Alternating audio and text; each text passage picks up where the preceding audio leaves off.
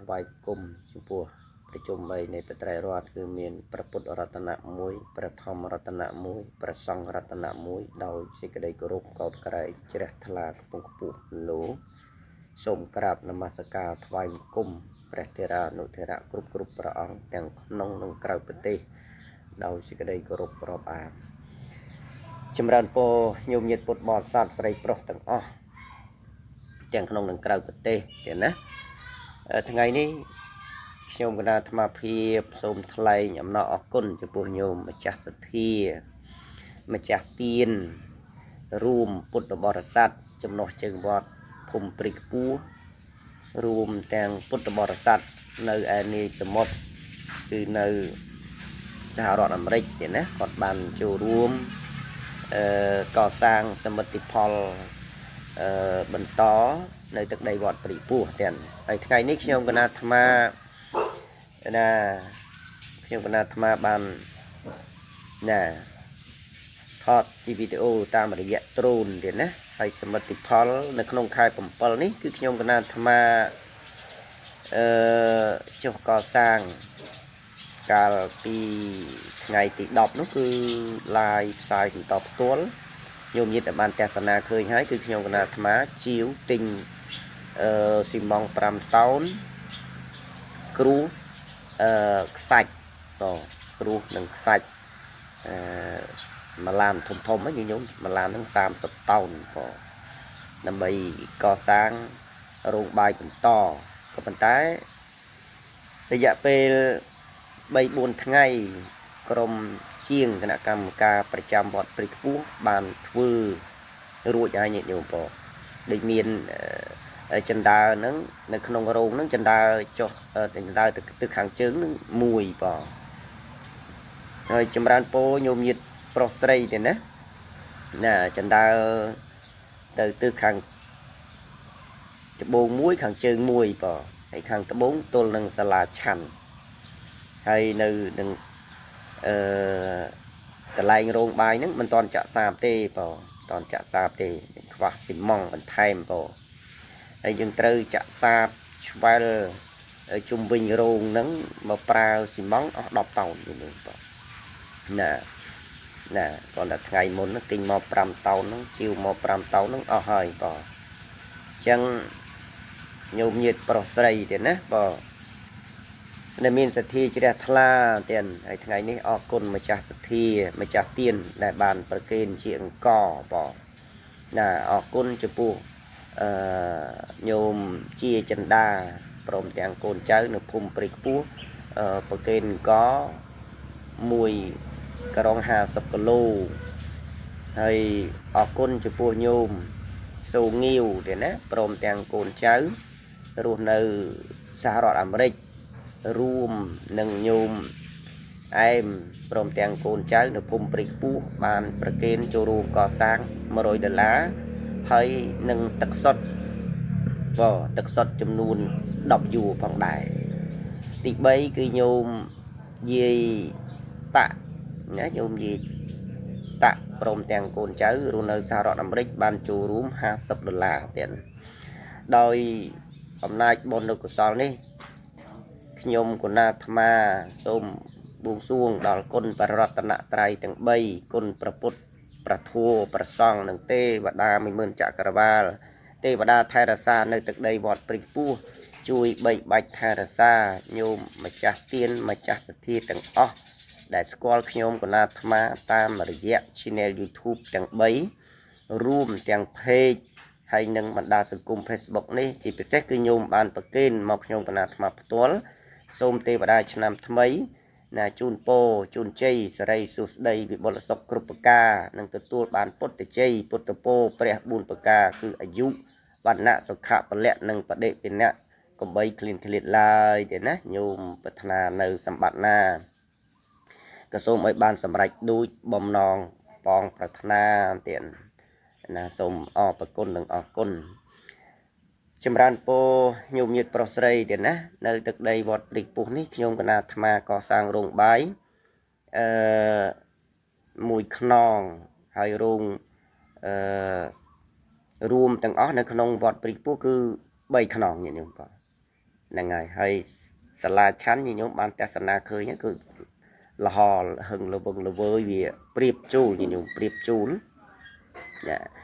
ប្រៀបជូលវាបន្ទោបងអីពេញមកនឹងញោមអញ្ចឹងវាណាមិនស្អាតទេនៅសាលាឆាន់តនតែយើងរៀបឥតឬក៏ដាក់ដែកលួសដើម្បីពាត់ជុំវិញសាលាឆាន់នេះទៅប្រៀបវាមិនជូលញាតិញោមបងហើយសម្រាប់រោង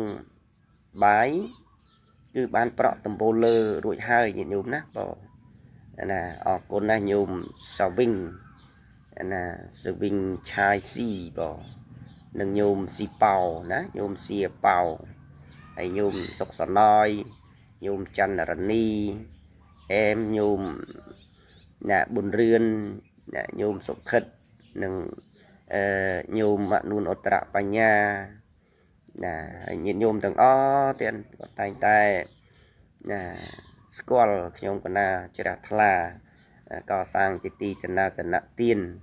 ហើយមិនតែប៉ុណ្ណោះក៏បានប្រគេនជួយឧបត្ថម្ភដល់ប្រាក់គ្រូបង្រៀនប្រសង់នៅទឹកដីវត្តព្រីពុះទៀតហើយមានបច្ច័យ4ចង្ហាន់ជាដើមទៀតនៅរោងបាយនេះញាតិញោមបានទស្សនាឃើញហើយគឺខ្វះខាតយើងចាក់សាបញាតិញោមចាក់សាបបន្តហើយយើងនឹងបិទមានន័យថាយើងរៀបឥតឬក៏ពាត់ស្នាញ់រោងបាយនេះព្រោះឆ្នាំនេះថ្មរោងធ្វើរោងបាយនេះដោយសារលើកឲ្យខ្ពស់ញោមស្មើចិត្តស្មើសាលាឆាន់ដែរអញ្ចឹងអាចផុតពីទឹកហើយឆ្នាំនេះទឹកឡើងមកដល់ថ្ងៃទី17នេះឡើង2ដងញោមឡើងចិត្តលិចចិណ្ដើហើយចិណ្ដើអាត្មាកសាងនោះគឺមិនទាន់ធ្វើប្រកាន់ដៃទេបានតែចាក់ជាកម្ម24កម្មញោមណាហើយការចាក់សាបកន្លែងមកនេះគឺចិត្តសាលាឆាន់ញាតិញោមជាប់នៅសាលាឆាន់ហើយ5តោនក្រុមជាងអាត្មា13នាក់ញាតិញោមប្រចាំវត្តណាក្រុមជាងគណៈកម្មការនោះបងអញ្ចឹងសមិទ្ធផលឬក៏បច្ច័យដែលញោមញាតិប្រុសស្រីទាំងក្នុងនិងក្រៅប្រទេសប្រគេនមកខ្ញុំគណៈអាត្មាបែងទៅថ្លៃទឹកផងចង្ហាន់ព្រឹកណាថ្ងៃត្រង់ណាហើយថ្លៃភ្លើងញាតិញោមណាបច្ច័យ4បន្តិចបន្តួចគូផ្សំនឹងព្រះពុទ្ធសាសនាហើយការស្ថាបនាឬក៏ណាកសាងវត្តនេះឲ្យរីកចម្រើនទៅបានអាស្រ័យទៅលើពុទ្ធបរិស័ទគ្រប់ទិសទីទៀតណាជ្រះថ្លាហើយក៏អរគុណញោមសុកយ៉ននៅភ្នំពេញព្រមទាំងញាតិពធัวទៀតណាក៏តែងតែប្រគេនណាបច្ច័យមកប្រចាំខែហើយញោមនៅប្រទេសបារាំងនៅកាណាដាហើយជាពិសេសញោមញាតិប្រុសស្រីណាញោមម៉ាក់នៅណាសហរដ្ឋអាមេរិកទៀតក៏តែងតែជួយឧបត្ថម្ភថវិកាជាបច្ច័យ4ក្តីឬក៏បច្ច័យសម្រាប់ថ្លៃភ្លើងជាប្រចាំញាតិញោមគឺមួយខែថ្មិចបើកហ្នឹងគឺដល់ខែថ្លៃភ្លើងទៀតហើយថ្លៃភ្លើងมันអាចចម្ពាក់គេបានទេញាតិញោមណាគេអនុគ្រោះបានត្រឹមថ្ងៃទី18គឺថ្ងៃស្អែកហ្នឹងថ្ងៃ18ហ្នឹងគឺបើអត់មានបងគេប្រាច់ភ្លើងហើយក្នុងវត្តអាត្មាប្រើសូឡាតែក្នុងបន្ទប់ញាតិញោមបន្ទប់ត្រូវភ្លើងរត់ណាភ្លើងរត់យើងមិនប្រើតាហាលញាតិញោមប្រសង់ទាំងអស់អង្គមួយអង្គមួយទាំងហាលមួយមួយអង្គមួយទាំងហាលមួយទៀតអញ្ចឹងប្រើភ្លើងជាប្រចាំញាតិញោមហ្នឹងហើយចុះការកសាងបន្តគឺយើងប្រើភ្លើងដែរអញ្ចឹងការភ្លើងនឹងត្រូវការជាចាំបាច់តែម្ដងញាតិញោមភ្លើងនេះជាចាំបាច់បើចង្ហាន់អាចជឿគេបានអាចចម្ពាក់គេបានទឹកសុទ្ធ50យូអីអាចជឿអាចចម្ពាក់គេបានញាតិញោមណាបងណាដូចគ្រឿងសំណង់គ្រួសឥដ្ឋណាខ្សាច់ថ្មស៊ីម៉ង់អី5តោននេះអាចជឿគេបាន10តោនក៏អាចជឿគេបានដែរប៉ុន្តែมันអាចជឿបានយូរទេញាតិញោមបងដូចញាតិញោមបានតាមដានទស្សនាការ live ផ្ទាល់របស់អាត្មាភាពផ្ទាល់ហើយញាតិញោមឃើញអាត្មាណាប្រើឡានធំតែ30តោនជាងហើយញោមគ្រូនេះហើយចាក់ អស់5តោនហើយនៅសល់គ្រូនឹងខ្សាច់នឹងច្រើនទៀតអញ្ចឹងគ្រាន់តែគ្រូខ្សាច់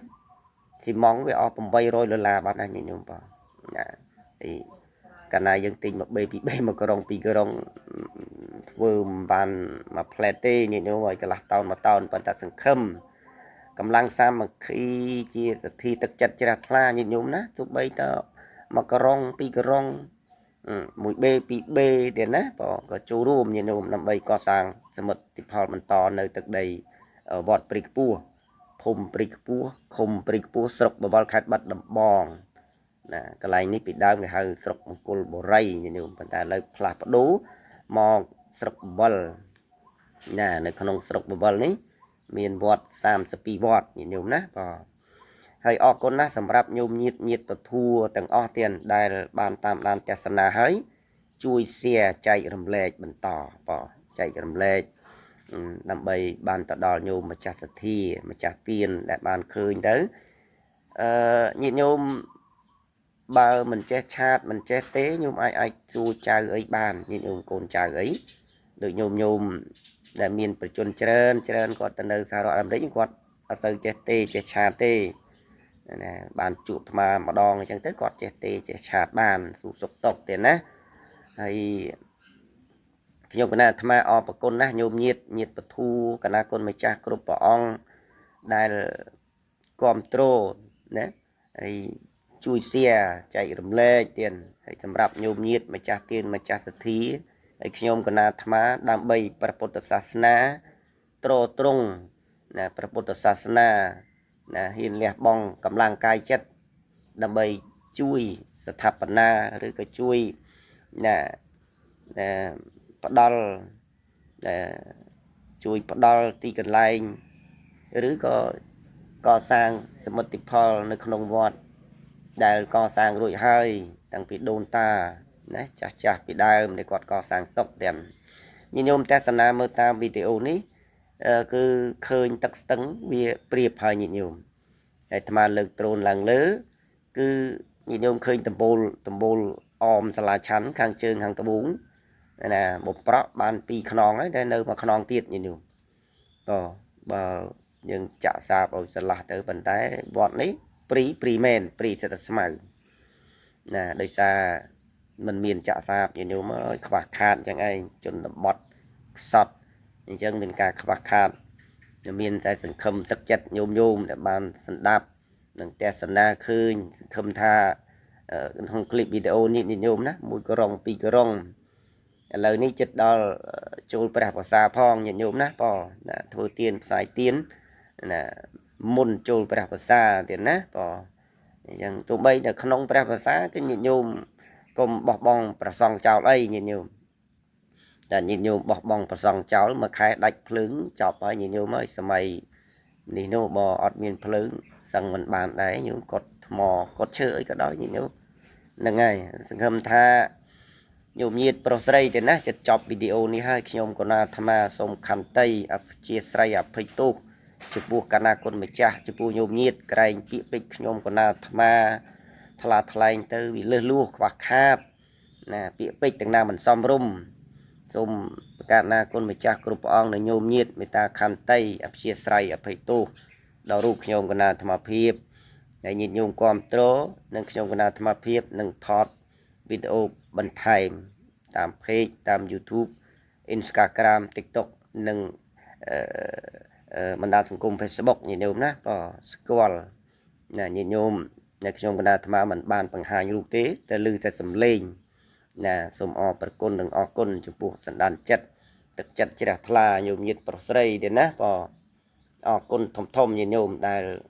គ្រប់គ្រងដែលស្រឡាញ់រាប់អានខ្ញុំកណាអាត្មាដូចបងដូចប្អូនដូចកូនញោមរាល់ថ្ងៃគឺញោមក៏មានបច្ចុប្បន្នច្រើនគាត់មិនហៅលោកកូនទេញាតិញោមអរគុណណាស់ទឹកចិត្តញោមម៉ាក់នួនឧត្តរបញ្ញាគាត់តែងតែមានសេចក្តីសន្តោសអាណិតរាប់អានស្រឡាញ់ខ្ញុំកណាអាត្មាប្រៀបដូចជាកូនបង្កើតទៀតណាបងហើយក៏អរគុណសម្រាប់ញោមញាតិប្រុសស្រីគ្រប់ទិសទីផងដែរញាតិញោមណាបងទាំងបណ្ដាសង្គម Facebook